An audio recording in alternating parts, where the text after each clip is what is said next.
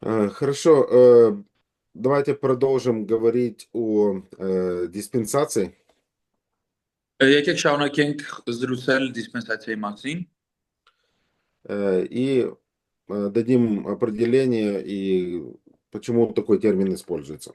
եւ տանք սահմանում ու ասենք թե ինչու է այդպիսի տերմին օգտագործվում։ Э, Нам нужно посмотреть некоторые тексты из Писания и потом понять, почему мы говорим вообще об этих текстах. Один из них Римлянам 16:23. Մենք պետք է նայենք Աստվածաշնչյան մի քանի համարներ ու հետո նայենք թե ինչի համար ենք մենք դանապես հենց դրանք նայում։ Առաջինը Հռոմացիս 16:3 23 Там мы читаем про Ераста, который был городским казнохранителем. Այնտեղ մենք կարդում ենք Երաստոսի մասին, ով գանձապահն էր, հա, տենց եմ հիշում։ Քաղաքի И գանձապահ։ вот это греческое слово казнохранитель, это которое перевели на русский казнохранитель. Хотя это необычный перевод. Греческое слово, оно звучит как oikonomos. Oikonomos. Ունարեն բառը, որից թարգմանել են այդ բառը։ Тот же самый термин используется в Луки 12:42. Այդ նույն արտահայտությունը բառը կրկնվում է Ղուկաս 12:42-ում։ Там мы читаем, кто верный и благоразумный oikonomos, домоправитель.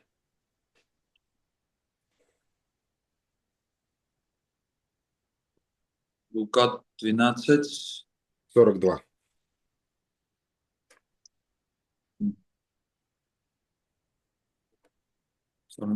Դեն ասացով, հա, տնտեսը։ Այստեղ տնտեսա թարգման։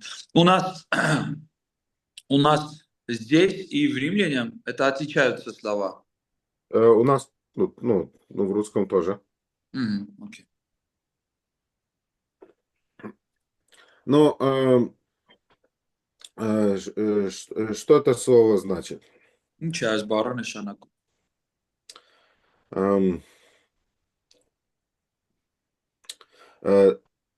По сути, слово диспенсация это как бы домоуправление.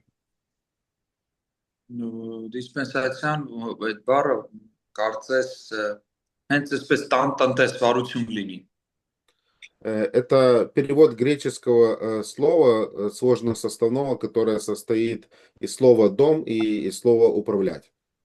Հենց այդ հունանեն բառը կազմված է տուն եւ կառավարել բառերից։ Тертуллиан использовал латинское слово dispensation для перевода греческого слова oikonomia.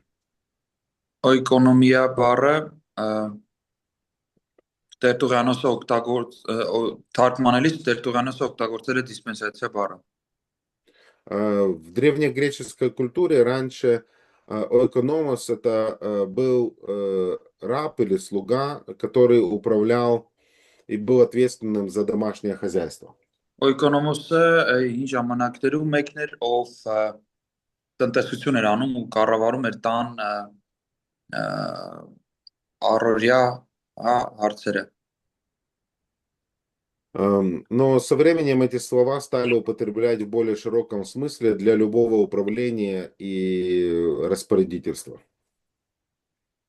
Բայց այսօր այդ բառը առհասարակ ավելի լայն տարածում ունի ու ցանկացած կառավարությանն է վերաբերում։ И поэтому деятельность, которой занимался Oikonomos, это было управление, которое включало в себя финансовые вопросы и требовало тщательного учета полученных и распределенных средств. Եվ այս մարդը մեկն էր, ով ֆինանսական հարցերով էր զբաղվում, այսինքն տնտեսություն, հաշվարկներ եւ այն ինչ որ կար իր ձեռքի տակ պետք էր օպտիմալ բաշխել։ И вот это слово управление, оно присутствует в слове экономика. Եվ այս կառավարություն բառը, տնտեսություն բառը էկոնոմիկա բառի մեջ կա որպես մաս։ Вот. Так, это что касается, ну, самого происхождения, и поэтому латинский эквивалент этого слова это диспенсация. Դա համար այդ բառի լատիներեն էկվիվալենտը դիսպենսացիան է, համարժեքը։ В библейском смысле мы видим, притчи Иисуса Христа начали придавать богословский смысл слову «ойкономия». Մենք տեսնում ենք նոր կտականում Հիսուսի առակների մեջ Հիսուսի առակները տվեցին նոր աստվածաբանական իմաստ այդ բառին։ И что дает представление о системе взаимоотношений между Богом и миром. Որը տալիս է պատկերացում փոխհարաբերությունների դասավորության, հա, Աստծո եւ աշխարհի միջև։ И Павел употребляет слова «ойкономос», «ойкономия» для описания отношений Бога с миром, обычно в связи с собственными обязанностями Павла как апостола. Եվ նա իր առաքյալ լինելու հա ու իր ծառայության համատեքստերում օգտագործում է բացատրելուց այդ ամենը հենց այս բառը։ Прочитайте, пожалуйста, 1 Коринфянам 4:1-2. Առաջին Կորինթացիներին 4:1-2-ը Թող մարդիկ մեզ համարեն Քրիստոսի սպասավորներ եւ Աստծո խորհուրդների տնտեսներ։ Արդ տնտեսներից պահանջում է, որ հավատարիմ լինեն։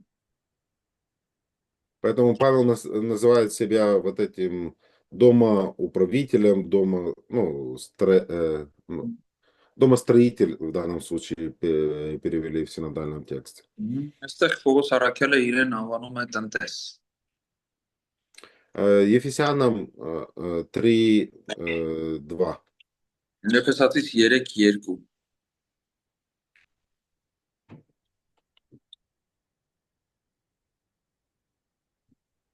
Как вы слышали о домостроительстве благодати Божией, данной мне для вас.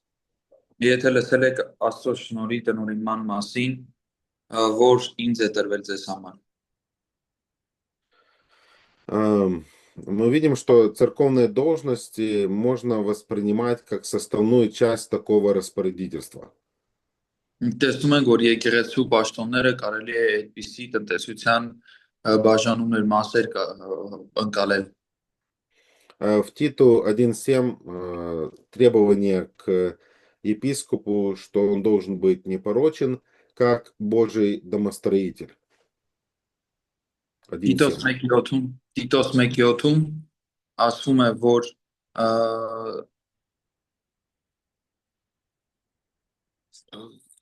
բնամատարը այնտեղ իմ մոտ էստեղ ասում է, որ լինի որպես Աստծո տնտես։ Պետք է անմեղադրելի լինի։ И также, читая Писание, мы можем увидеть, что все христиане, они являются домостроителями Божьей благодати.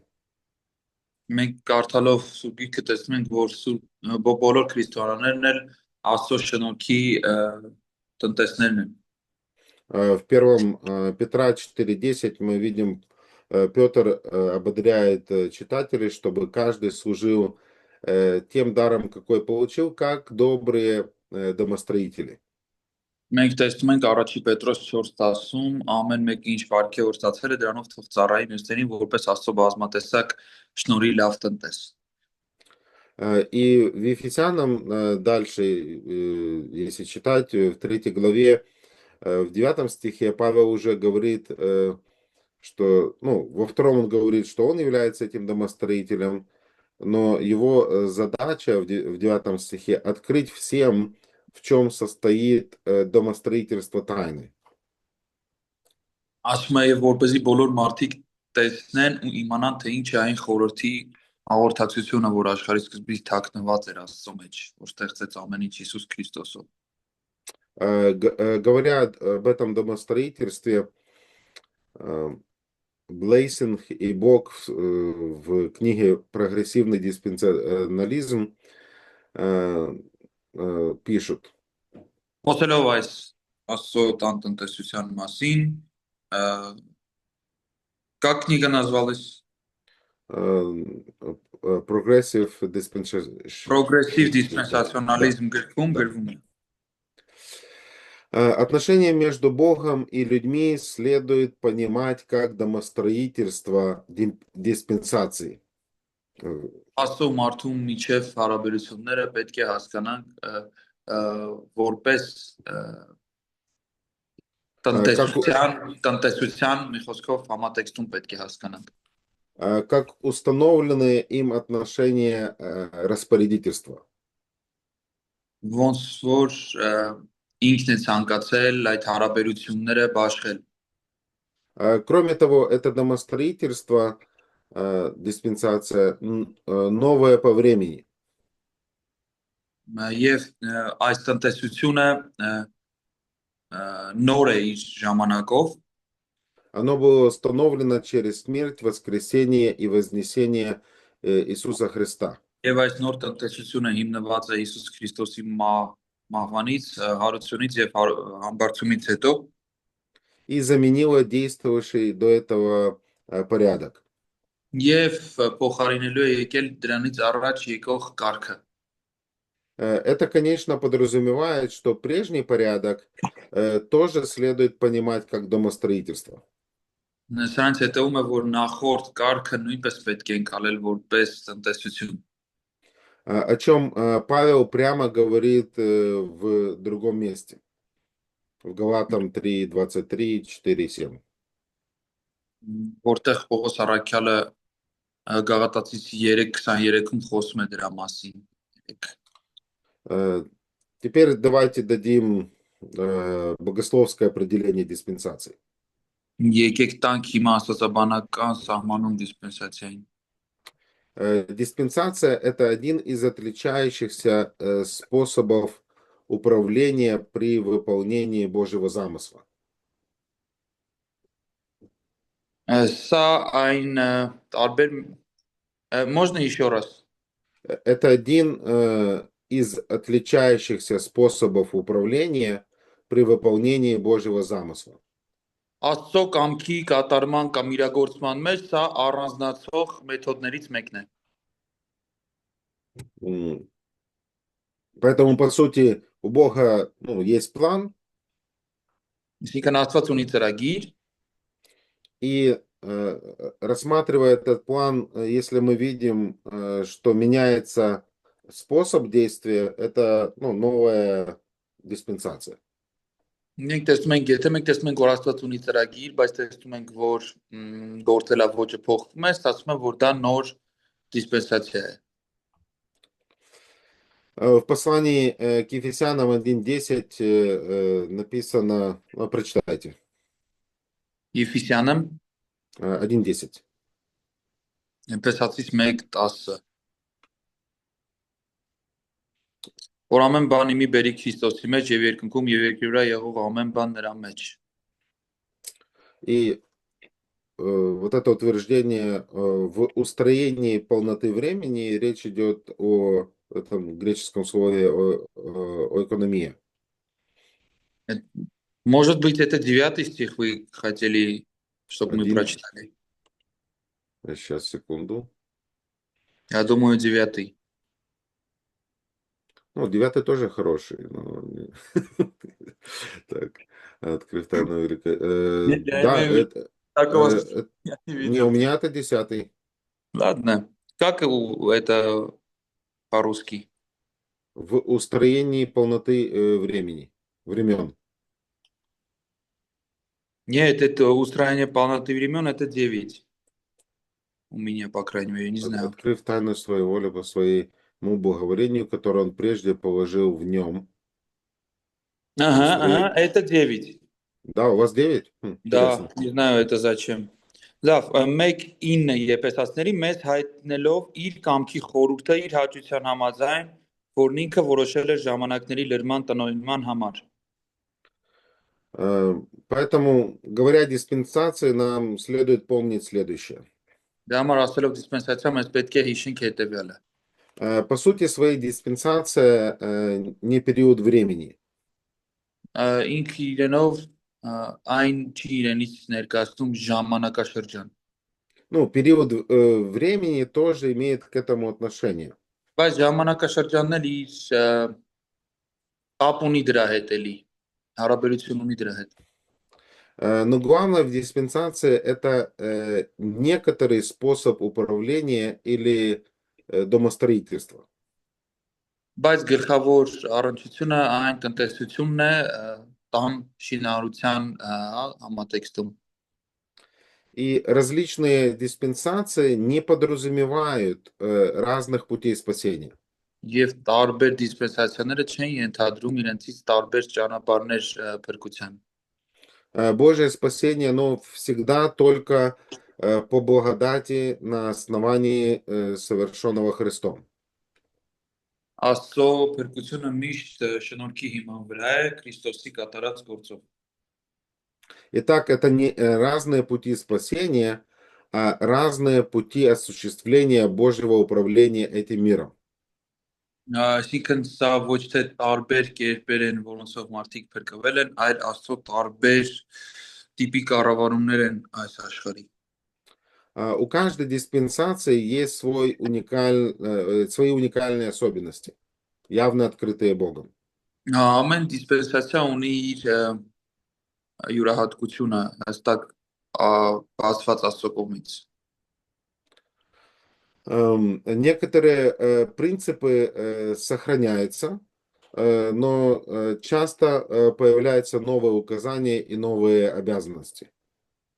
Հիմնական սկզբունքը պահպանում է, բայց շատ հաճախ հայտնվում է նոր սկզբունք կամ նոր պարտավորություն։ И тоже мы должны понимать, что есть разные мнения насчет того, сколько в Писании диспенсаций. Մենք պետք է հասկանանք, որ նաև կա բանավեճ այն բանի հետ կապված, թե քանի դիսպենսացիա կա Սուրբ գրքում։ И главный вопрос не в том, сколько их, а в том, что существуют разные диспенсации. Հարցը նրանում չի թե քանիսն են, հարցը նա է, որ կան տարբեր դիսպենսացիաներ։ И обычно, скажем, типичный план диспенсационного богословия разделяет на таких 7 частей. Ժողովրդ դիսպենսացիոն աստվածաբանությունը անվանում է 7 այդպիսի շրջաններ։ Перед тем, как я их назову, я думаю, что на практике некоторые, скажем так, люди, они делят, скажем так, на определенные периоды в своей голове то, каким образом Бог действует в Писании. Շատ մարդիկ կան, ովքեր իրենց գլխում կիսում են այս ժամանակաշրջանները այնպես հիմնված նրա վրա, թե ինչպես է Աստված գործում Սուրբ գրքում։ И, к сожалению, скажем, некоторые выводы, которые они делают, они, ну, не соответствуют Писанию, но они иногда утверждают некоторые, скажем, вещи, с которыми нельзя согласиться. Եվ ցավոք սրտի անում են այնպիսի եզրակացություններ, որոնք որ Սուրբ գրքում չեն հանդիպում, եւ անում են այնպիսի եզրակացություններ, որոնց հետ հնարավոր չի համաձայնվել։ Сделайте эксперимент, поспрашивайте обычных членов церкви и бабушек, как люди спасались в Ветхом Завете, что нужно было сделать. Արեք սովորական փորձ, հարցրեք ձեր եկեղեցու տարբեր անդամներին ինչպես են 5 կտականում փրկվել։ И, ну, я думаю, можно дать гарантию, кто-то или большинство скажет, ну, надо было исполнять закон. Ես վստահ եմ, որ որոշները կասեն պետք էր կատարել օրենքը։ Но это не спасение по благодати. Բայց դա արդեն չստացվեց, որ փրկությունը շնորհքով։ Это не то, чему учит Ветхий Завет. Սա ինչ սովորեցնում է 5 կտակարանը։ Мы все знаем 2 Тимофея 3, 16. Մենք բոլորս գիտենք 2 Տիմոթեոս 3:16-ը։ Все Писание богодухновенно. Ամբողջ գիրքը Աստծո շունչն է։ Кто знает на память 15? Ով է կարող հիշողությունից ասել 15-րդ համարը։ Там Павел говорит, ты с детства знаешь Священное Писание, Այնտեղ Հոսարակելը ասում է, որ դու մանկուց գիտես ծուկ գրքերը, которые могут умудрить тебя во спасение верою во Христа Иисуса. որոնք կարող են քեզ իմաստուն դարձնել փրկության համար Հիսուս Քրիստոսի հավատով։ Поэтому о чем учит весь Ветхий Завет? Հետաբար ինչի մասն է սովորեցնում ամբողջ 5 կտակարանը։ Это спасение через веру во Христа Иисуса и точка. Այն սովորեցնում է փրկություն Հիսուս Քրիստոսի հավատով եւ վերջակետ։ Поэтому часто представители ковенантного богословия, Համար շատ они հաճախ иногда неправильно представляют положение диспенсационализма, думая, что диспенсационалисты верят, что люди как-то иначе спасались в другие диспенсации. Համար շատ հաճախ ուկտի աստվածաբանները ասում են, որ դիսպենսացիոնալիստները հավատում են, որ տարբեր դիսպենսացիաներում մարդիկ տարբեր կերպ են փրկվել, բայց դա այդպես չի։ И также понятно, что, наверное, были какие-то в истории, скажем так, церкви чудаки, которые говорили, я диспенсационалист, и учили странным вещам. Поэтому... Իհարկե եղել են եկեղեցու պատմության մեջ մարդիկ, ովքեր եղել են դիսպենսացիոնալիստներ, ասել են, որ իրենք այդպիսին են եւ սովորեցնել են ինչ ասես։ Но я думаю, это важно подчеркнуть, что во всех диспенсациях это всегда спасение по благодати. Բոլոր ես կարծում եմ պետք է կարևոր է նշել, որ բոլոր դիսպենսացիաներում փրկությունը շնորհքով էր։ Поэтому разделяют 7 таких диспенсаций. Первое – это до грехопадения. Առաջինը մինչև բաժանում է այսպես են անում, առաջինը մինչև մեղքով անկումը, потом действие, скажем так, совести. հետո ասում են խղճի գործողությունը, Это период, я так понимаю, до закона. ես ինչպես հասկանում եմ դա մինչև մեղքի ժամանակն է, Извиняюсь, еще не до закона, еще далеко до закона. Третье – это правительство. երրորդը կառավարում, Четвертое – патриархи. չորրորդը պատրիարքներ, Пятое – Моисей. հինգերորդը Մովսեսը, Шестое – церковь. վեցերորդը եկեղեցին И седьмое – миллениум, тысячелетие. եւ յոթերորդը միլենիումը հազարամյան։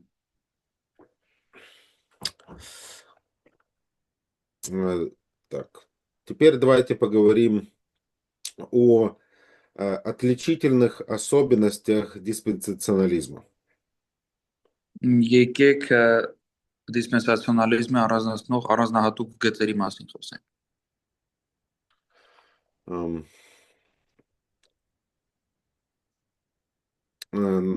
Значит, это будет буквальное толкование. Դա կլինի առաջի բանը, կլինի բառացի մեկնություն։ В отличие от классических диспенсационалистов, сторонники пересмотренного диспенсационализма полностью отказались от духовного или аллегорического толкования Ветхого Завета. Սովորական դիսպենսացիոնալիստներից առանձնանալով վերանայված դիսպենսացիոնալիստները ամբողջությամբ մերժեցին 5 կտակարանում այլաբանությունը կամ հոգևոր մեկնությունը։ Поэтому, как видите, ну, мы говорили, среди ковенантного богословия есть различные взгляды Ինչու՞ մենք նկատենք, внутри. որ քրդի աստվածաբանության մեջ կային ներսում տարբերություններ, Так и среди диспенсационалистов есть тех, кто придерживался первоначальной точки зрения классического диспенсационализма. И сейчас так, современные диспенсационалисты некоторые моменты пересмотрели, и в этом подходе их они считают, мы не можем отрывки Писания, скажем так, давать какой-то более второй духовный смысл или как-то аллегорически толковать.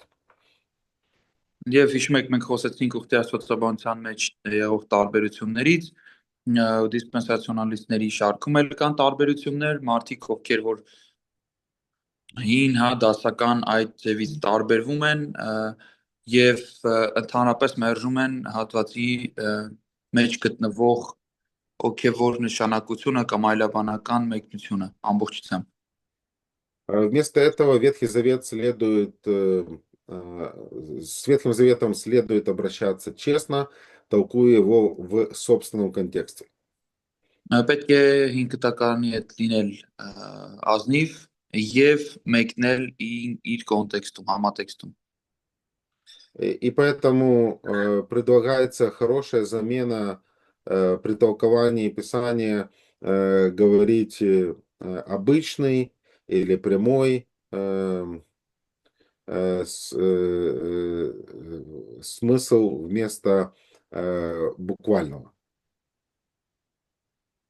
Դրա համար շատ հաճախ ասում են այսպես ուղիղ, հա, միտք բառացի փոխարեն։ Ну, я думаю, это, скажем так, реакция на критику, потому что когда некоторые люди слышат буквальное толкование, то что вы хотите сказать, что когда Иисус Христос говорит, что Он дверь, Он буквально дверь или еще что-нибудь? Դա երևի ավելի շատ արձագանք է այն քննադատություններին, որոնք որ օրինակ երբ մարդիկ ասել են մենք հավատում ենք բառացի մեկնության, ասել են ինչ եք կարծում, երբ որ Հիսուս ասում էր ես դուրն եմ, ինքը բառացի դուր չէր։ Դրա համար իմ կարծիքով սա ռեակցիա էր, дրա համար փոխվեց անունը որպես ուղիղ հա մեկնություն։ Ну, мы с вами говорили в герменевтике относительно, что означает толковать Библию в буквально историко-грамматическом контексте. Մենք իրար երբ որ հերմենևտիկա ենք անցնում, պատմակերականական մեթոդի մասին զրուցել ենք։ Буквально не означает, что мы не учитываем литературный жанр и Բառացի նշանակում է, որ մենք չենք հաշվի առնում գրական ժանրը։ и литературные приемы, сравнения, метафоры и так далее. Համեմատությունները, հա, այդպիսի ժանրային եւ գրական տարբեր գործիքները, որոնք կիրառվում են։ И снова же говоря о подходе диспенсационалистов, утверждается, что такой подход отличается от других систем. Եվ դիսպենսացիոնալիստների մասին ասում են, որ այդ մոտեցումը տարբերվում է մնացած համակարգերից։ Еще одной отличительной чертой диспенсационализма это тот факт, что утверждается о различии между Израилем и церковью. Հաջորդ առանձնացնող բանը դա Իսրայելի ու եկեղեցու մեջ տարանջատում դնելն է։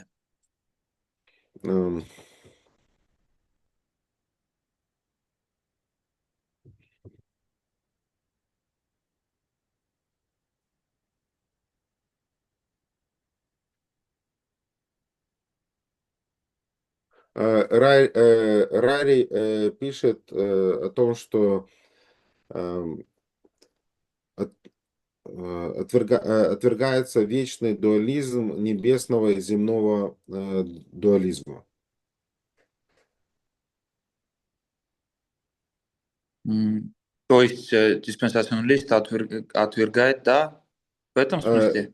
э, Ну, сейчас будет его цитата, я думаю. Да, фраերի մեջ բերումը կարդանք։ Э, Он пишет, новые диспенсионалисты 1950-60-х годов Նա գրում է նոր դիսպենսացիոնալիստները 1950-60-ականներին они испытывали неудобства с представлением о вечном разделении земной и небесной участи. նրանք անհարմարություն զգացին այդ երկնային ու երկրայինի հավիտենական ճակատագրերի բաժանման այդ А, չգիտեմ այդ իրողությունից Они верят, что после тысячелетнего царства все искупленные будут вечно вместе. նրանք հավատում են որ հազարամյակից հետո բոլոր քավվածները փրկագնվածները կլինեն իրար հետ Хотя они пришли к согласию, где именно это будет. չնայած դրանք եկել են փոխհամաձայնության թե որտեղ դա կլինի И теперь, это конец цитаты. վերջ Два народа теперь называются Израиль и Церковь.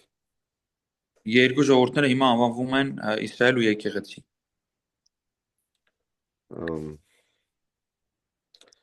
И такой, скажем так, пересмотренный диспенсионализм, он отвергает жесткое разграничение Чейфера между Божьими обетованиями Завета с Израилем, с его обетованиями Завета Церковью.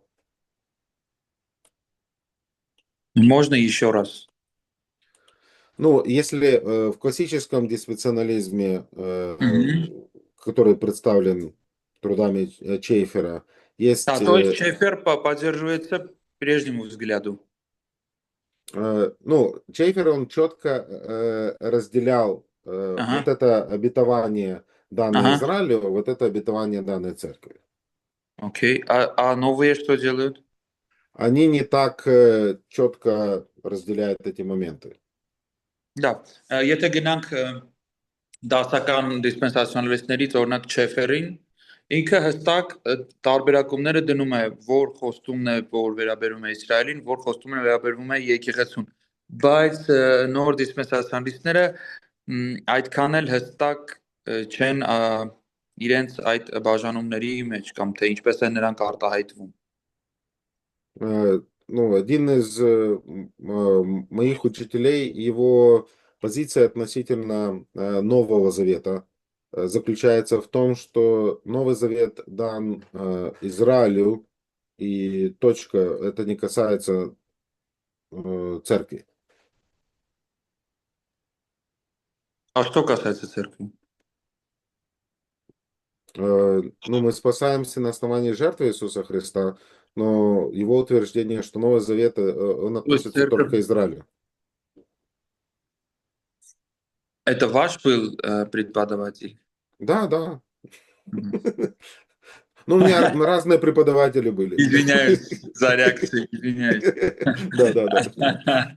Հիմա եղբայրը ասում է իր դասախոսներից մեկը ասել է հետեւյալ պնդումը, որ նոր ուխտը արվել է Իսրայելի հետ ու եկեղեցին կապ չունի այդ նոր ուխտի հետ, բայց չնայած նրան, եթե հավատում է Հիսուսի կատարած գործին, դրա միջոցով փրկվում է, բայց հենց այդ որպես այդպիսի նոր ուխտ արվել է Իսրայելի ժողովրդի հետ։ И поэтому даже, ну, скажем так, не все диспенсионалисты, которые сегодня, они согласятся, ну, вот с таким взглядом.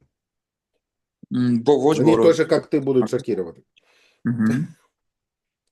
Потому что, ну, большинство сейчас скажет, церковь, она является, скажем так, церковь стала наследницей некоторых благословений Нового Завета благодаря спасению через жертву Иисуса Христа, или ну, как-то так. Мгм. Ոչ բոլոր դիսպենսացիոնալիստները կհամաձայնվեն այսօր այդ հայտարարությանը, որոշները կասեն, որ եկեղեցին ժառանգել է նոր կտականի 5 կտականում խոստացված, հա, այդ օրհնություններից որոշ մասը հիմա էլի այս վիճակով մինչև հավիտենությանը հասնել, անգամ մեծ вичակով։ Поэтому это очень, ну, интересная и важная тема. И, скажем, сказать, что ну, это, такое утверждение не имеет библейского обоснования, но, Мгм. скажем так, эту тему можно представить и обосновать библейски. Какую тему? Ну, тот факт, что ну, Последний, Новый что мы... Завет не относится к церкви, он относится только к Израилю. То есть можно такой вывод делать. Ну, у этого преподавателя есть ряд аргументов, и Мгм. то, как он, ну, скажем так, объясняет, нельзя сказать, что его, скажем так, система аргументации или герменевтика меняется или непоследовательна. Մгմ։ Այսպիսի մարդիկ, ովքեր որ ասում են, որ այդ նոր ուխտը մենակ Իսրայելի հետ է կապված, հա, այնպես չի, որ նրանք ուրիշ հերմենևտիկա են օգտագործում, բայց ինչ որ կերպ նրանք էլ հասնում են այսպիսի այդ нույն հերմենևտիկան կիրառելով այսպիսի կարծիքների, հա, եզրակացությունների։ И, скажем так, это тот, та тема, в которой, скажем так, сейчас я нахожусь, и ну, я раздумываю, в действительности, так это или нет. Այն թեման է, որ ես իմ անստացում մտածում եմ դա այդպես է, թե չէ։ Ну, я сейчас проповедую по второму Коринфянам, и также проповедую по первому Коринфянам, и там апостол Павел эм, использует и говорит о Новом Завете. Ես կոնտակտների նամակներից եմ քարոզում, այնտեղ Պողոս Արաքյալը խոսում է ը, նոր կտականի մասին։ И складывается впечатление, что все-таки церковь имеет определенное благословение, которое является частью Нового Завета. Եվ ես то есть вы думаете, да, что церковь Да, я пока склонен так думать, да. да. Ու Я ես думаю, вы так դեռ верите тоже. что? Я думаю, вы так верите тоже. Конкретно я? Ну, и вы, и Да, другие да։ братья, да. Մհմ։ Եվ ես կարծում եմ բոլորը կհամաձայնվեք, որ իմ արած այս եզրակացություններին հետ, որ առաջին ու երկրորդ Կորինթացիները քարոզելով ես ունեմ, այն որ եկեղեցին նոր ուխտում մաս ու բաժին ունի։ Но я думаю, один из главных таких аргументов этого преподавателя заключается в том, что отрывки Писания Ветхого Завета мы должны истолковывать в их э, историко-грамматическом контексте.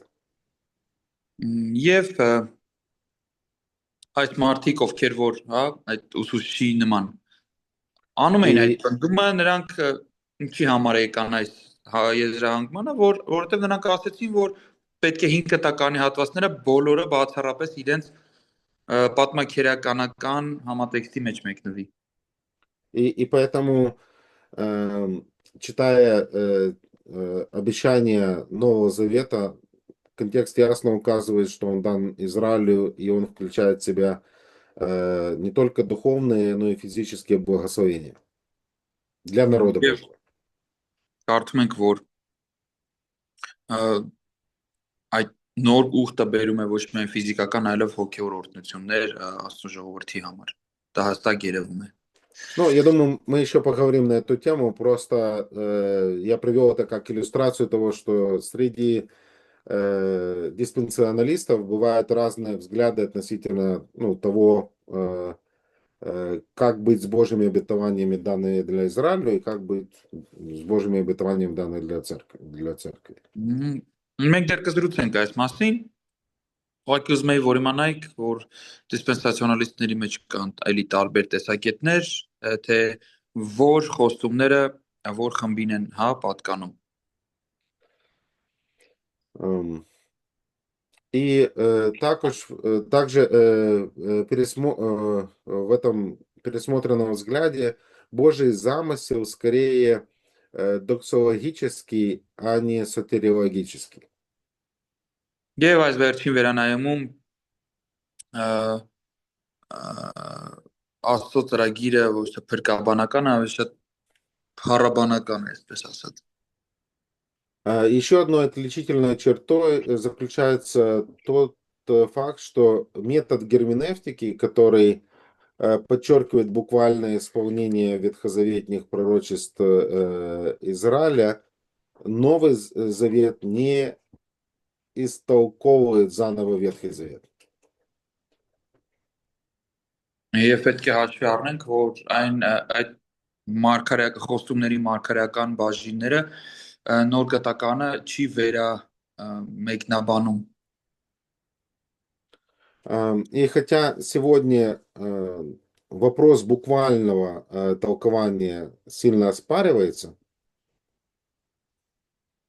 Եվ չնայած նրան, որ այսօր բառացի մեկնաբանության հարցը անհետանում է, многие диспенсионалисты заявляют, что именно принцип последовательного буквального толкования, применимый ко всем частям Библии, включая ветхозаветные обетования Израиля, является отличительной характеристикой диспенсионализма. Եվ շատ դիսպենսացիոնալիստներ ասում են, որ հենց հետևողական բառացի մեկնաբանությունն է ու դրան հետևող Իսրայելի ու եկեղեցու մեջ տարանջատում դնելն է հանդիսանում դիսպենսացիոնալիզմի առանձնացնող գիծը։ И обычно диспенсионалисты не утверждают, что прогрессирующее развитие откровения, включая новозаветные, не отменяет ветхозаветных обетований данных народу Израиля. Եվ նրանք պնդում են, որ նոր կտակարանյան խոստումները չեն զրոյացնում հին կտակարանյան խոստումները, որոնք տրված էին Իսրայելին։ Хотя, как мы уже сказали, существуют внутренние споры по поводу того, в какой степени ветхозаветные обетования относятся к церкви. Բայց իհարկե ասացի, որ կան ներքին բանավեճեր, թե այն մասին, թե ինչպես են հին կտակարանյան խոստումներից որոշները վերաբերվում եկեղեցուն։ И я вам привел пример этого, что есть те, которые говорят, что ну, ни в какой, и дальше в плюс мы можем смотреть разных также богословов, которые имеют другую точку зрения на этот счет. Մենք իհարկե տեսանք այն մարդիկ, ովքեր ասում էին, որ ոչ մի առնչություն չունի եւ մենք ուրիշ աստվածաբանների էլ կնայենք։ Но все равно, ну, но все как бы утверждают, что Израиль получит буквальное исполнение обетований, данных ему в Ветхом Завете. Բայց բոլորը պնդում են, որ Իսրայելը բառացիորեն կստանա իրեն հին կտակարանում խոստացվածների այդ օրհնությունը։ Файнберг верно утверждает.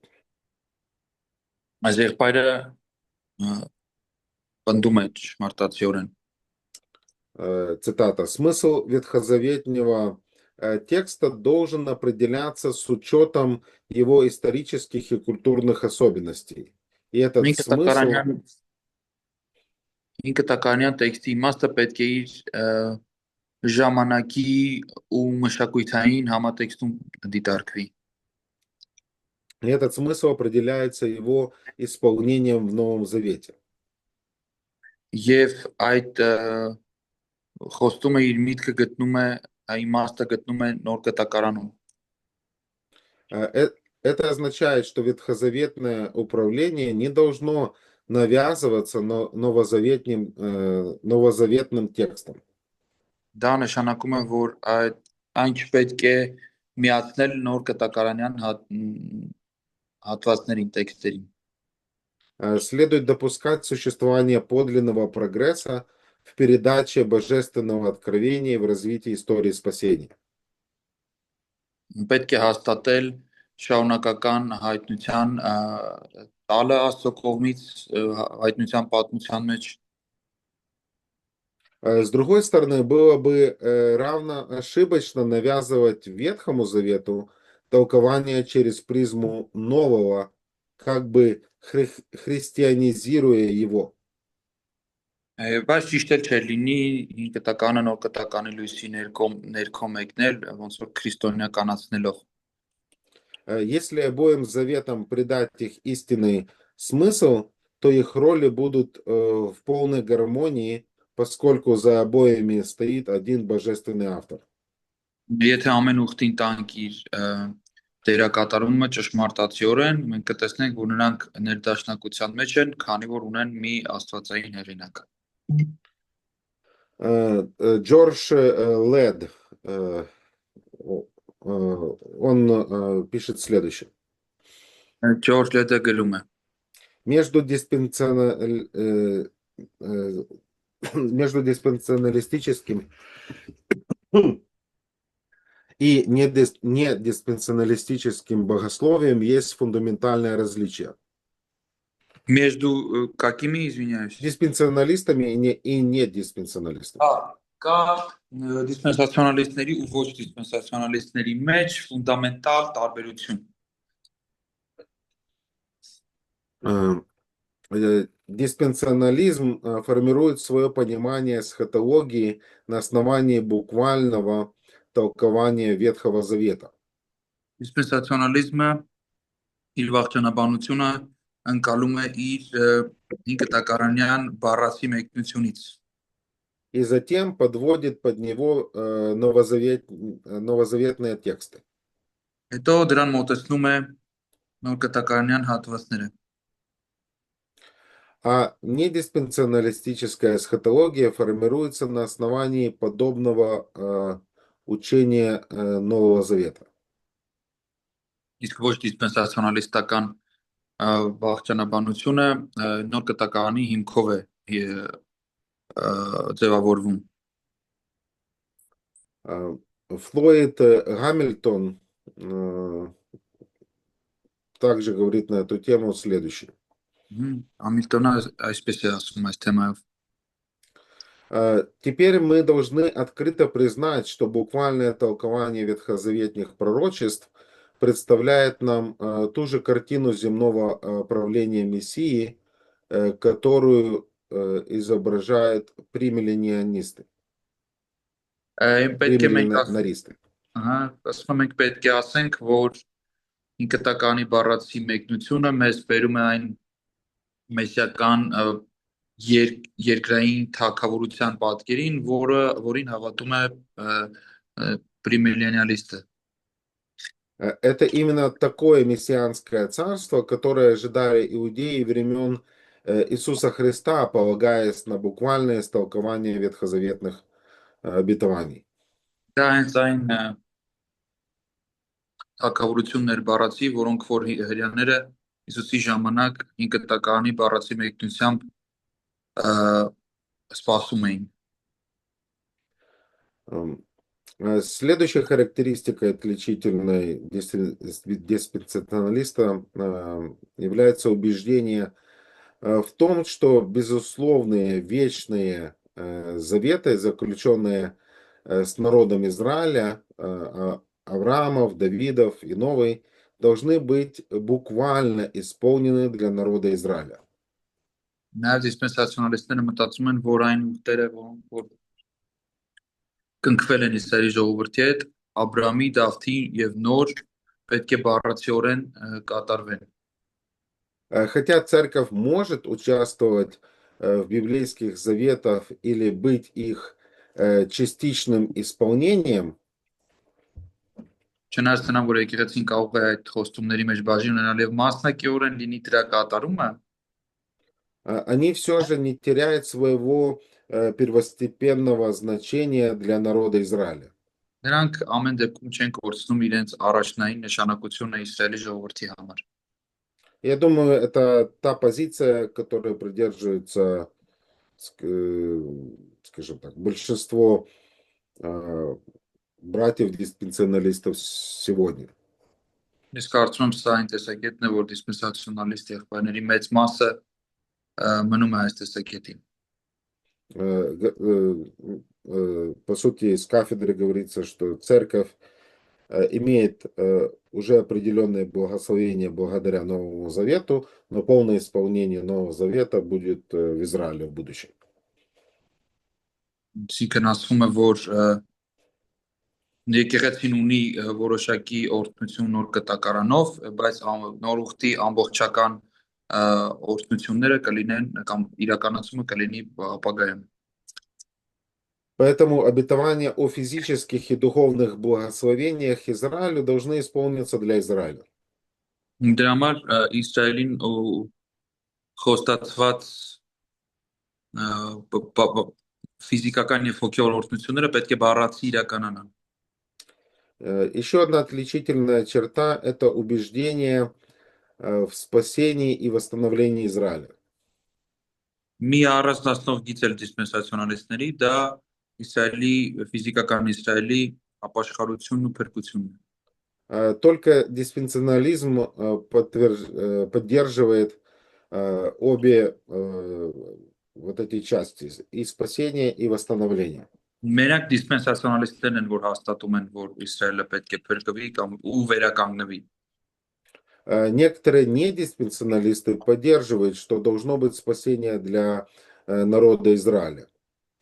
Որոշ ոչ դիսպենսացիոնալիստներ պահում են այն տեսակետը, որ պետք է լինի փրկություն Իսրայելի ժողովրդի համար։ Но только диспенсионалисты утверждают, что Израиль должен быть восстановлен как народ в особом, выделяющем его качестве среди всех остальных народов. Միայն դիսպենսացիոնալիստն է ասում, որ այն պետք է Իսրայելը պետք է վերականգնվի եւ ունենա հատուկ դեր մնացած ժողովուրդների հարաբերակցությամբ։ И следующая, эта церковь, она отлична от Израиля. Հաջորդ բանը առանձնացնող գիծը այն է, որ եկեղեցին առանձին է Իսրայելից տարբերվում է։ Диспенсационализм считает, что церковь не заменяет собой Израиль и не является его духовным продолжением.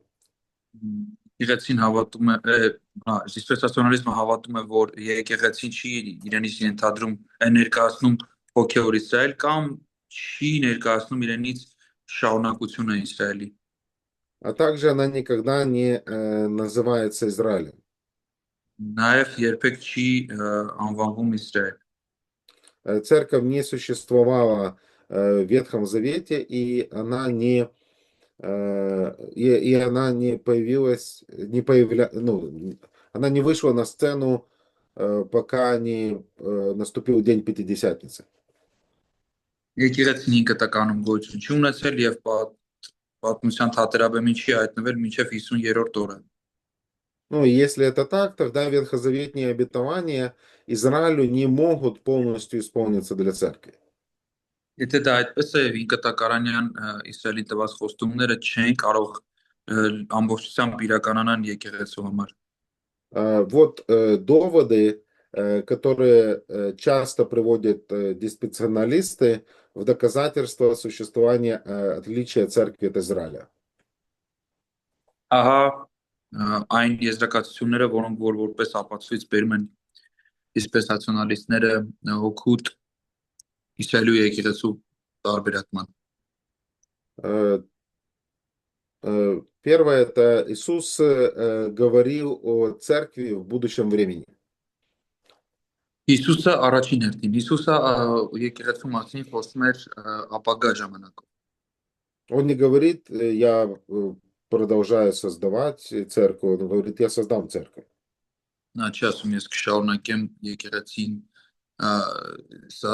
պատրաստել, նա ասում է ես կհիմնեմ եկեղեցին։ Неотъемлемого элемента, присущего церкви, крещения Духом Святым, не существовало до Дня Пятидесятницы. Եկեղեցու կարևոր անբաժանելի մի գործառույթը Սուրբ Հոգու մկրտությունը մինչև 50-րդ օրվա Սուրբ Հոգու գալը տեղի չի ունեցել։ И Христос, Он становится главой церкви после, в результате своего воскресения. Եվ Քրիստոսը դառնում է եկեղեցու գլուխը իր հարությունից հետո։ Существование духовных даров связано с существованием церкви. Հոգևոր պարգևների գոյությունը կապված է եկեղեցու գոյության հետ։ Они не были даны людям до вознесения Христа.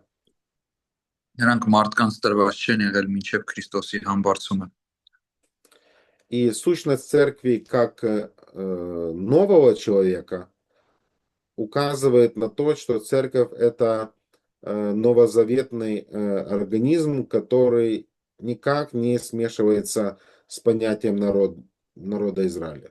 Նոր կտակարանի այդ նոր մարմին լինելը մեզ ցույց է տալիս, որ այն նոր իրողություն է եւ երբեք չի լինի կամ ոչ մի կերպ չի լինի խառնել Իսրայելի ժողովրդի հետ։ И основание церкви Иисус Христос и новозаветные апостолы и пророки. Ефесянам 2:20.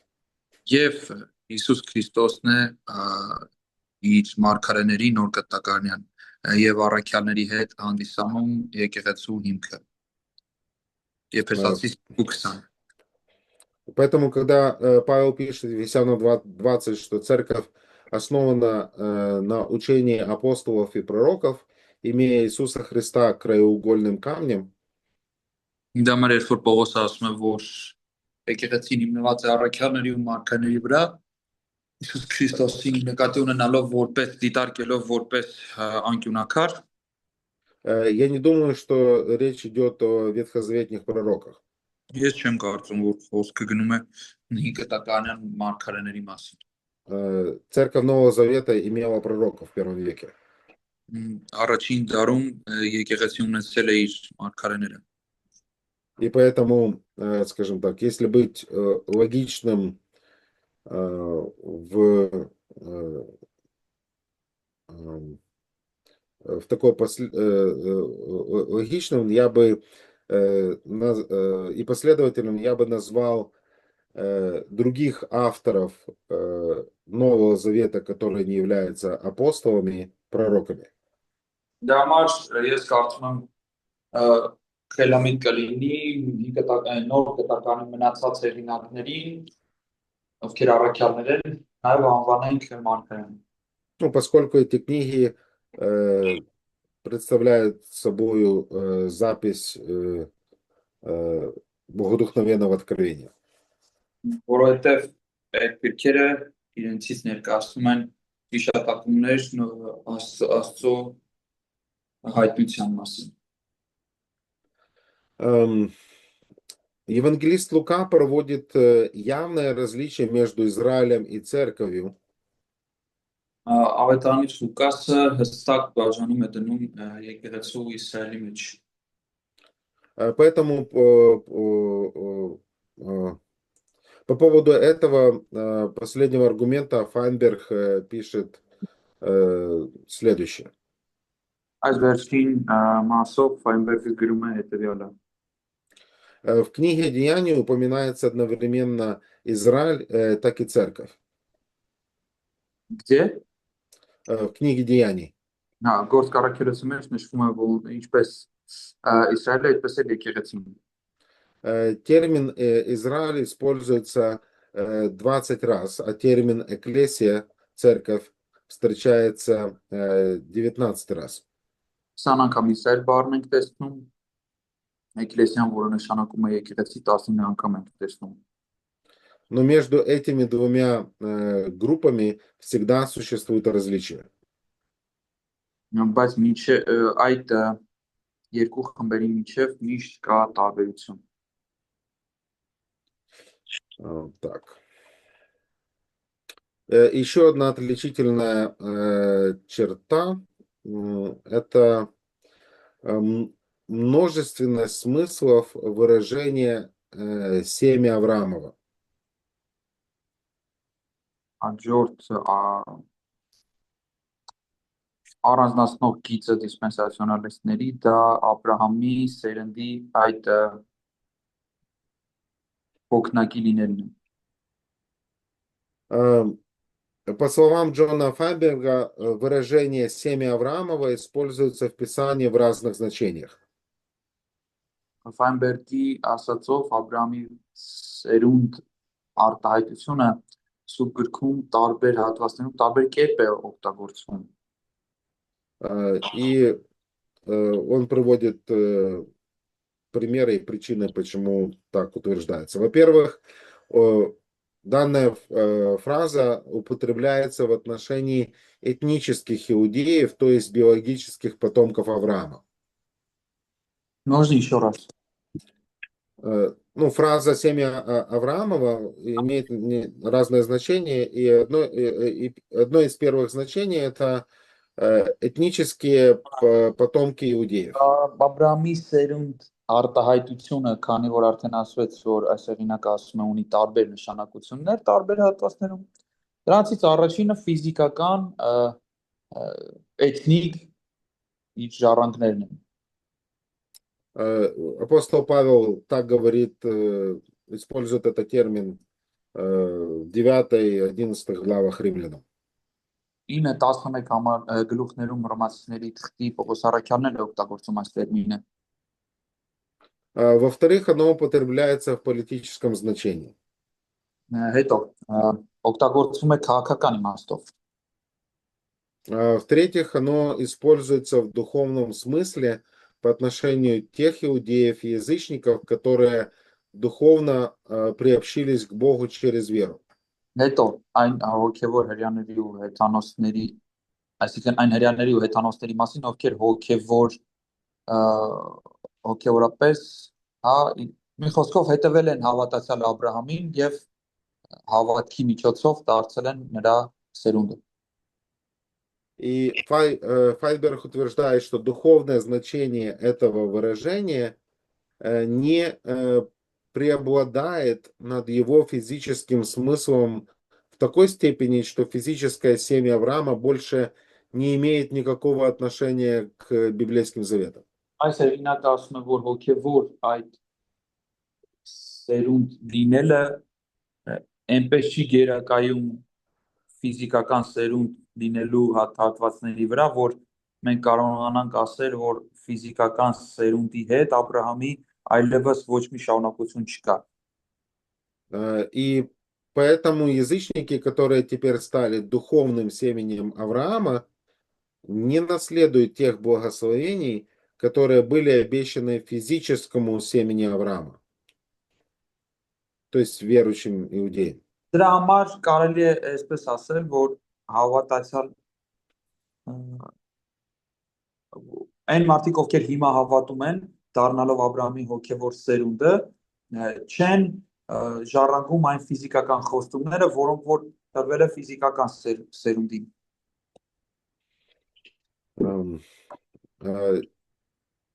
Следующая отличительная черта это понимание истории, которая подчеркивает как духовные, так и физические аспекты Божьих заветов. Հաջորդ ցունում է դիսպենսացիոնալիզմը աստծո ուխտերի թե հոգևոր թե ֆիզիկական բնույթը։ Согласно Файнберга, недиспенсионалистический подход к природе заветов и к будущему Израиля неизменно сосредотачивается на сатериологической и духовных сторонах вопроса. Այս մարդու ասածով Ֆայնբերգի ոչ դիսպենսացիոնալիստական հայացքներով, եթե նայում եք ուխտերին, միայն կենտրոնանում են նրանք փրկաբանական հարցերի վրա, այսինքն հարցի հոգևոր կողմին են նայում։ Тогда как диспенсионалистический подход подчеркивает как духовную и сатериологическую, так и социальную, экономическую и политическую стороны вопроса. Իսկ դիսպենսացիոնալիզմը համ հոգևոր սոտերիոլոգիական, այսինքն փրկաբանական հարցն է դիտարկում, համ էլ դիտարկում է քաղաքական, տնտեսական եւ ֆիզիկական ասպեկտները։ Так, и хорошо, я думаю, это хорошее время для перерыва. Լավ, պահ է իջելու համար։ Да. Отдыхайте, не ссорьтесь Мгм. на переменке. Мгм. Хорошо. Перерыв.